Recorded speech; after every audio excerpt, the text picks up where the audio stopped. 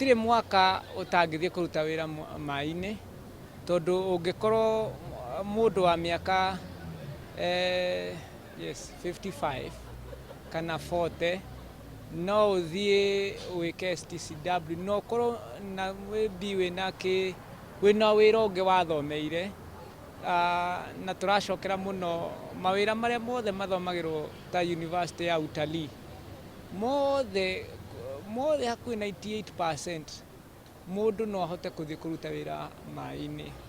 No ũkorwo wĩna saloon na nĩ ũkinyĩtie mĩaka 30, nĩ ũrenda gũthiĩ kũruta wĩra maaĩ-inĩ o ta wĩra wa saloon, no ũthiĩ wĩke kĩndũ gĩtagwo STCW, ũcoke ũhote kuona meri ici, mũno mũno meri ici cia cruise line. Is a privilege to us since we have been having a limited choice of careers.